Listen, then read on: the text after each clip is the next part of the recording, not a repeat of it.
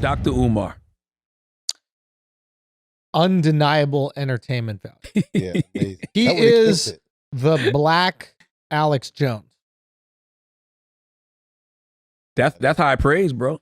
I'm telling you, dude. No, that's a high bar. I mean, Alex is up there, bro. Alex has accomplished a lot. Like, Alex has had a lot of success. Yes. I don't know if Dr. Umar has yet to have that type of success. Let me take that back. But I see what you're saying, though. That's not. Yeah. In terms of, I'm just talking about in terms of like pure entertainment value while they're talking. And right? he's not even trying to be. That's what makes it so good, He's trying to man. be serious. That's the funny part. That's the funniest shit, bro. Bro, it's one of those things that I learned. I learned it from Alex. I learned it from Umar. I've learned it from a few other people that like people enjoy entertainment and they're willing to sacrifice a bit of truth, a bit of, let's say, even like, I don't want to say morality per se, but like they'll let their moral convictions waver a little bit because entertainment is so fucking valuable. They don't want to lose that entertainment. Like people will always forgive the person that continues to be entertaining through and through. They might be a little upset in the beginning, but as long as they come with more entertainment, they're going to keep watching. Right? By the way, Dr. Umar don't even know how entertaining he is because it's TikTok that's making him entertaining. Oh, so TikTok is taking these videos and editing them. Like I posted this one the other day. The Oh, little boy was in the God. car and the little boy was just like, me just calmly letting white pedestrians cross the street. And then you see somebody creep into he turns and looks and somebody creeps into the frame and it's Dr. Umar just staring and then the Undertaker bell plays. Oh my God, man. You can't listen. Dr. Umar's just too good. I'm sorry. I know people got their feelings about Dr. Umar, but as Schultz just so eloquently explained, I'm entertained. If you look at it as entertainment, if you just look at it as pure entertainment and not fact, you can't deny how funny it is. It's unbelievably funny. Like when he's going through all the donations. Donations. You gave $5, you could have gave him 10, boo. You could have gave donations. 10. Who gonna give the Pan-African prince some pussy?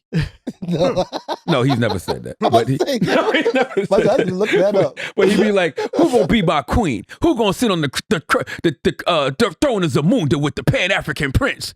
Like, Dr. Umar's amazing. I'm bringing Dr. Umar back on the Breakfast Club soon. Y'all gonna have to get mad. You got to. Ask Come him on, about man. Corona. Yeah. Who started it? Whoa.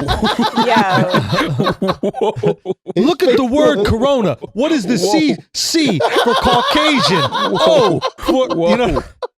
No, somebody just sent me a funny Dr. Umar meme. I ain't posted yet. I'm about to post it. This shit says, hold on. This shit says, why doesn't Batman kill his villains? Why? Because Blackgate and Arkham are for-profit prisons. He's protecting his investment. Stay woke. It's like, man, that shit is too funny, You gotta man. do something for him and with him.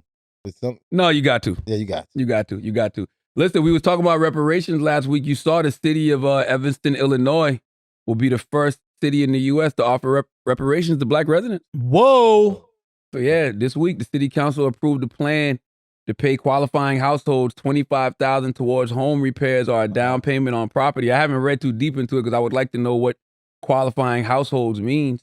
But the payments will go to residents or their direct descendants who faced housing discrimination in the city between 1919 and 1969. That's what dude, sorry to interrupt, but that's what we were talking about, how the post-slavery legislation that oppressed black people is the best argument for reparations because it actually was government enforced stifling of economic growth. And if that same government is willing to assist those people or the ancestors, the people that are affected, I think that's completely reasonable. And who could push back against it? What white person could push back against the idea of writing something that was 100% economic limitation? I'm sure there's some white people who stormed the Capitol on January 6th who could probably find a reason. Fair enough. No, but the city plans to pay out over $10 million over the next 10 years. In the words of Dr. Umar, you gave 10, you could have gave 20. Yeah. All right. Yo, okay. And it's going to be funded by a combination of donations, and a 3% tax on sales of recreational marijuana. I'm not mad at it. It's the start. You know what I mean? I mean, like to me, this is the city of Evanston, Illinois, dealing with its own sins.